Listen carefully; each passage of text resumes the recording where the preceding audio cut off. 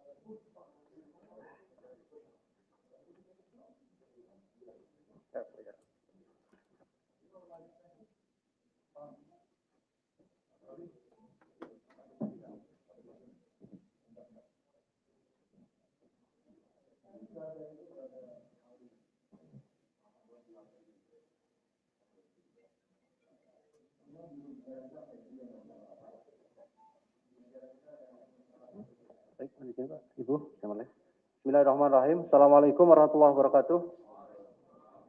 Selamat sore rekan-rekan semuanya. Sore hari ini KPK bersama Bareskrim Mabes Polri akan menyampaikan terkait dengan kegiatan bersama tangkap tangan ya, dugaan korupsi, penerima hadiah atau janji terkait dengan pengurusan promosi jabatan di pemerintahan Kabupaten Nganjuk, Jawa Timur. Karena ini adalah kegiatan bersama, maka acara sore hari ini juga dihadiri bersama, ya, selain pimpinan KPK, juga hadir Pak Kabareskrim dan juga Direktur Tindak Pidana Korupsi pada Bareskrim Polri. Nanti akan disampaikan beberapa hal baik oleh pimpinan KPK maupun dari Pak Kabareskrim terkait dengan perkembangan penanganan perkara dimaksud ya. Seperti biasa, setelah itu juga nanti kami beri kesempatan pada rekan-rekan untuk bertanya lebih lanjut terkait dengan perkara ini. Jadi kita fokuskan pertanyaan sore hari ini hanya terkait dengan kegiatan tangkap tangan yang dilakukan antara KPK dan Bareskrim gitu ya. 3 orang penanya nanti kami beri kesempatan untuk 1 sesi, mengingat waktu sudah cukup sore untuk persiapan buka bersama, buka puasa. Baik, kami silahkan pimpinan Ibu Lili untuk menyampaikan beberapa poin terkait dengan kegiatan tangkap tangan yang dilakukan kerjasama antara Bareskrim dan KPK dimaksud. Kami silahkan Ibu. Terima kasih Mas Ali Fikri. Assalamualaikum warahmatullahi wabarakatuh. Selamat sore rekan-rekan jurnalis yang kami hormati Pak Kabareskrim, Pak Agus, Pak Joko, Pak Dirtipikor. Pada sore hari ini kami ingin menyampaikan beberapa pointer terkait kegiatan bersama tangkap tangan, tetapi nanti keterangan-keterangan lain akan ditambahkan oleh baik Pak Kabareskrim maupun juga oleh Pak Joko secara teknis. Kami menyampaikan bahwa kegiatan bersama tangkap tangan dugaan korupsi, penerimaan hadiah atau janji yang terkait dengan pengurusan promosi jabatan pada pemerintah Kabupaten Nganjuk di Jawa Timur. Sejak akhir Maret 2021 dapat kami sampaikan, KPK menerima laporan adanya dugaan penerimaan hadiah atau janji yang terkait dengan pengisian jabatan pada perangkat desa dan camat pada lingkungan pemerintah Kabupaten Nganjuk di Jawa Timur. Lalu kemudian tim pengaduan masyarakat KPK menindaklanjuti laporan masyarakat sebagaimana dimaksud. Lalu seterusnya, saat unit koordinasi dan supervisi penindakan KPK berkoordinasi dengan Direktorat Tindak Pidana Korupsi pada Bareskrim Polri, juga diperoleh informasi bahwa Bareskrim Mabes Polri juga menerima laporan pengaduan masyarakat yang sama terkait hal tersebut di atas. Dan untuk menghindari adanya tumpang tindih laporan pengaduan masyarakat ini, maka dilakukan koordinasi antara KPK dengan Bareskrim Mabes Polri. Itu ada sebanyak 4 kali dan bersepakat bahwa akan dilakukan kerjasama untuk menindaklanjuti laporan masyarakat yang dimaksud baik mulai terkait dengan pengumpulan bahan keterangan atau full bucket maupun pada kegiatan penyelidikan. Dan Bareskrim Mabes Polri juga KPK akan melakukan penyelidikan di mana KPK akan support penuh informasi dan juga data-data kepada tim Bareskrim terkait dengan kasus di atas. Dan pelaksanaan kegiatan di lapangan juga dilakukan bersama-sama dengan tim gabungan KPK dan juga Bareskrim di Mabes Polri. Penyelesaian penanganan perkara ini akan dilakukan oleh Direktorat Tindak Pidana Korupsi Bareskrim Mabes Polri. Penyelidikan kasus ini oleh KPK dan juga bersama Bareskrim Mabes Polri dilakukan sejak pada sekitar bulan April 2021 dan kronologinya tangkap tangan ini dapat kami sampaikan. Pada hari Minggu 9 Mei 2021, tim gabungan KPK dan Bareskrim Mabes Polri mendapatkan informasi akan adanya penyerahan uang oleh pihak-pihak terkait dalam proses pengisian jabatan pada perangkat desa dan camat di jajaran pemerintah Kabupaten Nganjuk, Jawa Timur. Tim gabungan ini kemudian menindaklanjuti dan kemudian selanjutnya mengamankan 4 orang camat pada wilayah Kabupaten Nganjuk beserta dengan barang bukti uang.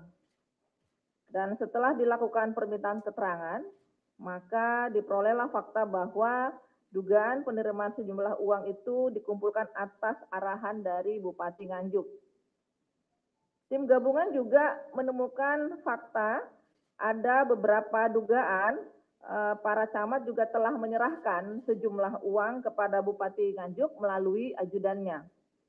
Dan selanjutnya juga tim gabungan KPK dan Bareskrim Mabes Polri mengamankan Bupati Nganjuk untuk dilakukan pemeriksaan lebih lanjut.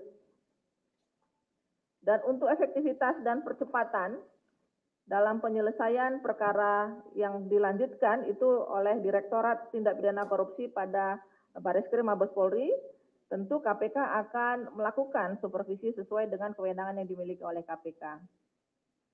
Dan sinergi antar aparat penegak hukum akan terus dilakukan dalam rangka penegakan hukum pemberantasan tindak pidana korupsi. Perkara ini tentu menjadi pengingat sekaligus juga peringatan kepada seluruh kepala daerah yang merupakan penanggung jawab anggaran di daerahnya untuk terus melaksanakan tugasnya dengan penuh integritas sebab KPK dan Polri juga akan tetap dan terus berkomitmen bersinergi memberantas korupsi hingga ke akarnya hingga negeri ini bebas dari korupsi. Demikian yang kami sampaikan. Nanti kemudian berikutnya Pak Agus dan Pak Joko, silakan. Billahi taufiq wal hidayah. Assalamualaikum warahmatullahi wabarakatuh. Assalamualaikum warahmatullahi wabarakatuh. Terima kasih Bu Lili, rekan-rekan media sekalian, bahwa komitmen jajaran kepolisian bersama dengan KPK untuk meningkatkan sinergi dan kerjasama dalam rangka penanggulangan tindak pidana korupsi, sebagaimana apa yang sudah diuraikan oleh Ibu Lili sebagai komisioner KPK di dalam menangani tindak pidana korupsi. Tentunya informasi yang kita peroleh sumbernya bisa sama, Bu. Sumbernya bisa sama, yang menginformasikan tentang berbagai kejadian di wilayah yang tentu saja ini selalu kita komunikasikan antara jajaran kepolisian dengan KPK, sehingga khusus penanganan tindak pidana korupsi dalam kaitan dengan jual beli jabatan di lingkungan Kabupaten Nganjuk, tentunya ini juga sudah tadi diuraikan oleh Ibu Lili Pintauli bahwa ini sudah melalui tahapan-tahapan koordinasi, komunikasi, kemudian sharing informasi. Kemudian pada hari Minggu yang lalu, 3 personel KPK dengan 11 anggota dari Bareskrim Polri bersama-sama melaksanakan kegiatan tindak lanjut atas semua informasi yang sudah terkumpul dengan untuk melakukan operasi tangkap tangan terhadap Bupati dan perangkat-perangkat yang terlibat di dalam jaringan ini. Saya persilakan kepada Pak Joko untuk menjelaskan secara detail tentang rangkaian kegiatan keberangkatan tanggal hari Minggu yang lalu sampai dengan keberhasilan pengungkapannya terjadi. Saya persilakan. Terima kasih. Terima kasih Pak Kabah, Bu Lili, Pak Ali Fikri dan teman-teman sekalian. Izinkan saya mencoba menyampaikan informasi berkaitan dengan koordinasi yang dilakukan oleh teman-teman KPK dengan Direktorat Tindak Pidana Korupsi. Yang tadi disampaikan koordinasi adalah bahwa dalam konstruksinya atau dugaan dalam penyelidikannya pada saat tanggal 13 April dan tanggal 16 April ada dua penyelidikan yang dilakukan. Yang pertama 13 April adalah oleh teman-teman KPK dan 16 April oleh Direktorat Tindak Pidana Korupsi. Dugaannya apa? Dugaannya adalah ada dugaan waktu yang kita terima informasi awal adalah jual beli jabatan. Maka untuk menindaklanjuti dari koordinasi yang dimaksud tadi, dengan dua sprindik tanggal 13 April dan 16 April, maka kita melakukan komunikasi intens, kemudian mendalaman dengan intens, maka kita bersama-sama mengkoordinasi berangkat kepada objek dan subjek yang dimaksud di Kabupaten Nganjuk. Kemudian perlu disampaikan bahwa pada hari Minggu yang tadi juga sudah disampaikan Bu Lili dan Pak Kabar Eskrim, bahwa pada tanggal 9 Mei 2021 sekira pukul 19, tim gabungan yang terdiri dari Direktorat Tindak Pidana Korupsi dan KPK telah mengamankan Bupati Nganjuk atas nama NRH dan beberapa camat dari jajaran Kabupaten Nganjuk dalam dugaan tindak pidana korupsi berupa penerimaan hadiah atau janji kepada pegawai negeri atau penyelenggara negara untuk berbuat atau tidak berbuat sesuatu yang bertentangan dengan kewajibannya terkait pada pengisian jabatan di lingkungan pemerintah Kabupaten Nganjuk, Jawa Timur. Rangkaian dari kegiatan tersebut dilanjutkan dalam penyelidikan, maka Direktorat Tindak Pidana Korupsi Baris Krim Polri telah melanjutkan proses penyidikan dari penyelidikan dimaksud dengan persangkaan pasal 5 ayat 1, huruf A atau B, pasal 11, dan pasal 12B besar. Undang-Undang Nomor 31 Tahun 99 tentang Pemberantasan Tindak Pidana Korupsi sebagaimana yang diubah dan ditambah dengan Undang-Undang Nomor 20 Tahun 2001 tentang Pemberantasan Tindak Pidana Korupsi dengan junto pasal 55 ayat 1 ke 1 KUHP.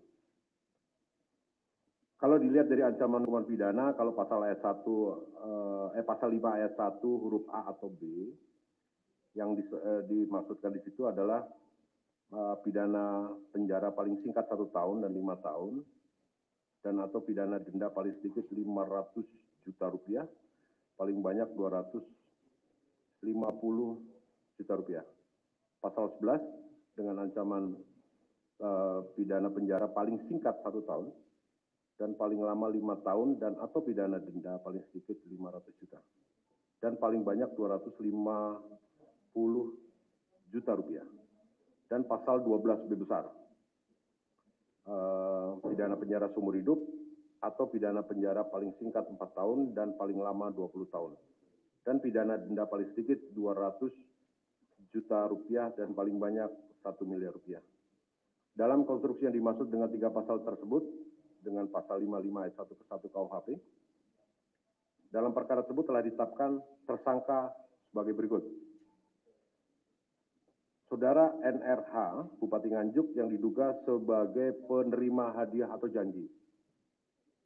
Kemudian, Saudara Duk, Camat Pace,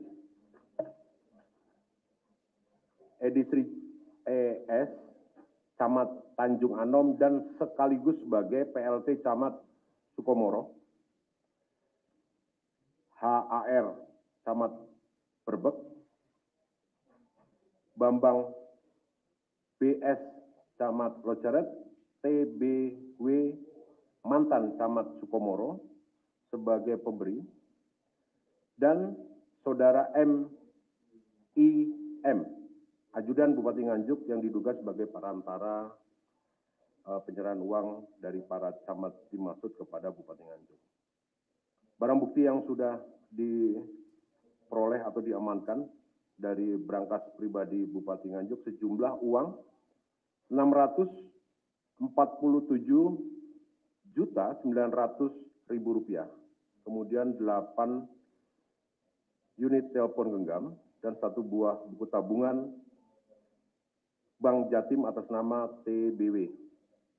Perlu disampaikan di sini pada rekan-rekan sekalian adalah modus operandinya para camat memberikan sejumlah uang kepada Bupati Nganjuk melalui ajudan Bupati terkait mutasi dan promosi jabatan mereka, dalam hal ini para camat, dan pengisian jabatan di tingkat kecamatan di jajaran Kabupaten Nganjuk. Dan selanjutnya, ajudan Bupati Nganjuk menyerahkan uang tersebut kepada Bupati Nganjuk. Penyidikan akan dilanjutkan oleh penyidik Direktorat Tindak Pidana Korupsi Barreskrim Polri dengan dukungan dan kerjasama dari teman-teman KPK. Sementara itu, terima kasih. Baik, terima kasih pimpinan Bu Lili, kemudian Pak Kaba dan juga Pak Direktur Tipikor Barreskrim Polri. Pada kesimpulannya tadi, kegiatan tangkap tangan bersama tersebut kemudian kegiatan penyidikannya dilanjutkan ya, oleh Direktorat Tindak Pidana Korupsi Barreskrim Mabes Polri. Jadi dilanjutkan, bukan diserahkan ataupun diambil alih gitu ya, tetapi adalah dilanjutkan karena memang dari awal ini merupakan kerjasama antara KPK dan Barreskrim dengan menetapkan 7 orang sebagai tersangka. Baik, kami silakan 3 orang penanya, silakan. 1, 2, sebelah kiri atas ada? 2 dulu ya. Baik, silakan Mas Yogi ya. Ya, terima kasih. Saya Yogi dari Kompas. Untuk ini bupatinya itu mematok harga untuk tiap jabatan itu berapa saja ya? Camat berapa, kepala desa berapa, mungkin kalau kepala dinas juga berapa gitu patokannya. Terus yang kedua, ini kan untuk KPK ini kasus jabatannya udah 7 kali ya kasusnya ya sama yang terbaru ini. Nah, kebetulan Bu Lili kan soal pencegahan juga. Nah, ini untuk pengawasannya agar hal serupa tidak terjadi bagaimana ya? Sudah. Oke, Mas Yogi. Berikutnya di belakang, Mas. Coba tadi sebutkan nama, dari mana? Saya Fatan dari jpnn.com. Pertanyaannya sebenarnya hampir sama, tapi pertanyaan saya yang kedua mengenai supervisi ini. Kemarin disebutkan bahwa bersama-sama. Kedepannya apabila anggaplah ada suatu kasus yang diproses bersama, kemudian terjadi dissenting opinion mengenai teknis itu, apakah bagaimana sikap antara KPK dengan Barreskrim? Terima kasih, Mas Ali. Oke, 1 ya, terakhir ya. Oke, saya Tio dari Jawa Pos. Ini tadi kalau mendengarkan paparan dari pimpinan KPK dan pimpinan Barreskrim ini 13 April ini mulai lidik KPK, terus kemudian 16 April mulai lidik Barreskrim.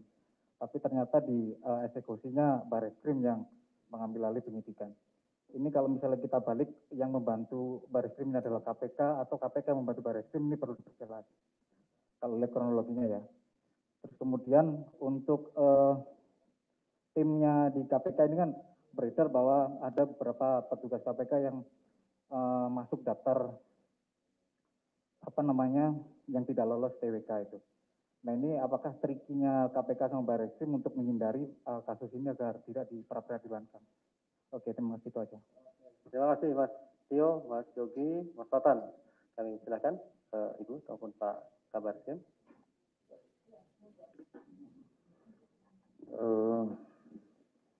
Kalau kaitan kenapa penanganan perkara yang dilanjutkan ke Barreskrim, sebenarnya bahwa awalnya informasi ini sudah masuk sebelumnya. Kemudian dari KPK mengeluarkan sprint lidik tanggal 13, kami kebetulan mengeluarkan sprint lidik tanggal 16. Kemudian dari hasil komunikasi dan koordinasi, ternyata bahwa saksi-saksi dan dokumen-dokumen pendukung yang dimiliki oleh kami, menurut Satgas yang melaksanakan koordinasi bahwa bobotnya lebih tinggi, sehingga pada saat itu secara intens dilakukan komunikasi dan diputuskan untuk Barreskrim yang dikedepankan. Ini juga semangatnya adalah semangat koordinasi dan kerjasama yang memang terbangun sejak kami menjadi Kabarreskrim. Kami juga koordinasi di KPK, kemudian sepakat untuk meningkatkan kerjasama dalam rangka penanggulangan tindak pidana korupsi. Kemudian tidak ada kaitan yang lain. Dari informasi penyidik tadi untuk di level perangkat desa itu antara 10 sampai 15 juta. Kemudian untuk jabatan di atas itu sementara yang kita dapat informasi 150 juta, kemungkinan ada atas lagi. Ini kan masih awal, nanti akan kita lakukan pendalaman dan pengembangan. Mudah-mudahan dari hasil penyidikan kita akan mendapatkan informasi yang lebih lengkap. Hasil selama ini praktek jual beli jabatan di lingkungan Kabupaten Nganjuk ini seperti apa? Kalau tadi informasinya hampir semua desa itu perangkat desanya juga melakukan pembayaran, jadi kemungkinan untuk jabatan-jabatan lain juga mendapat perlakuan yang sama. Ini kira-kira gitu yang dapat kami sampaikan. Ya, terima kasih. Saya tambahkan buat Mas Fatan, Mas Tio, dan juga Mas Yogi, bahwa sebenarnya peran pengawasan juga kan ada 8 intervensi area dari teman-teman pencegahan ya. Jadi salah satunya memang soal bagaimana rekrutmen, bagaimana mutasi dan rotasi. Nah, tentu kegiatan-kegiatan ini juga akan kami pastikan kepada teman-teman Korsub yang berada di wilayah Jawa Timur. Jadi memang ketika ada kasus yang berhubungan dengan penindakan, maka teman-teman di pencegahan memang akan intens masuk. Di mana kekeliruan itu? Saya juga belum punya catatan apakah Kabupaten Nganjuk dengan 8 NCP yang dilakukan monitor oleh KPK, mereka punya grade yang baik apa tidak gitu. Jadi saya belum ngecek seluruhnya, Mas Yogi. Dan kemudian karena ini kasusnya berawal dari koordinasi, jadi bukan supervisi, karena sifatnya kalau supervisi sekarang, kita ada penetapan di pimpinan, di kita semua untuk menentukan bahwa ini kasus di supervisi. Tetapi ini lebih pada koordinasi, jadi saling mendukung, saling support data, dan kemudian bagi kami bahwa ke depannya kita juga akan memastikan kasus ini berjalan. Nah, kalau soal dissenting opinion, saya pikir ini tidak akan ada terjadi karena masing-masing akan melakukan koordinasi di internal, dan ini tidak satu kali. Jadi tadi kalau untuk kasus Nganjuk ini ada 4 kali ya, Pak Kabar Eskrim kita lakukan, dan ini saling melihat mana yang saling melengkapi datanya. Dan Kabar Eskrim apakah membantu atau KPK membantu, keduanya saling bantu, saling dukung data, saling support tenaga, dan kemudian kita berpikir bahwa ini karena Kabupaten Nganjuk, kenapa tidak berada di sana, misalnya tidak usah KPK karena pembiayaan sangat mahal dan seterusnya. Apalagi soal jual beli jabatan mulai tingkat desa sampai tingkat kecamatan. Nah, tadi sudah dijelaskan oleh Pak Joko dan Pak Agus tentang jumlah uang yang ternyata diambil dan bervariasi untuk itu. Dan ini tidak ada urusannya dengan berhubungan dengan soal pegawai tadi. Jadi ini memang benar-benar karena kasusnya bersamaan laporan pengaduannya, lalu kita lihat walaupun berbeda sprindik, tetapi ternyata kita melihat ini kita bisa mensupport Bareskrim, kenapa tidak ini kita lakukan. Dan ini koordinasi yang dimaknai oleh kita bersama. Saya pikir itu teman-teman. Terima kasih. Baik, terima kasih. Ada tambahan Pak? Cukup? Cukup ya? Sudah ya? Oke.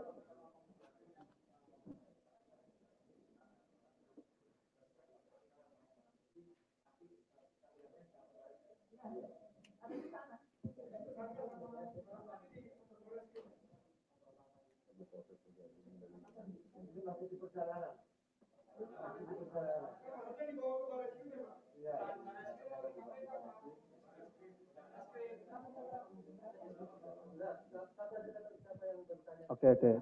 Jadi begini, mohon maaf teman-teman ya, saya wakili. Enggak, ini kan kalau kita tadi lihat berarti ini kan ditangani Bareskrim, artinya standar yang dipakai adalah standar Bareskrim. Kalau biasa di KPK itu kan pas konteks ini ada tersangka sama barang buktinya gitu Pak. Dan ini kan nggak ada. Nah, kira-kira barang bukti sama tersangkanya mau nyampe di Bareskrim itu kapan dan kira-kira apakah akan sama juga gitu nanti perlakuannya dengan. Baik, terima kasih pertanyaannya teman-teman sekalian. Tadi kalau dibilang standar Bareskrim, standar KPK sebenarnya sama, itu beracaranya juga sama. Jadi informasi yang bisa saya sampaikan kepada rekan-rekan sekalian bahwa sekarang teman-teman yang ada di sana, teman-teman dari Direktorat Tindak Pidana Korupsi Bareskrim Polri yang sedang berada di Nganjuk, kita dalam proses pergeseran. Karena sekarang kan teman-teman tahu pesawat sama kereta api nggak ada. Jadi kita melihat darat dan safety itu yang pertama.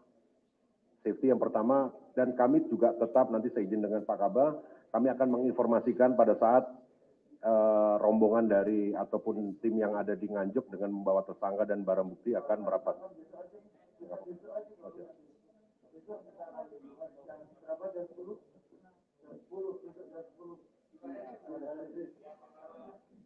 Oke ya, saya kira sudah jelas teman-teman ya. Untuk acara nanti dilanjutkan besok ada di Barreskrim sekitar jam 10. Baik, terima kasih pimpinan Pak Kabak dan Pak Direktur Tipikor Barreskrim dan rekan semuanya. Assalamualaikum warahmatullahi wabarakatuh.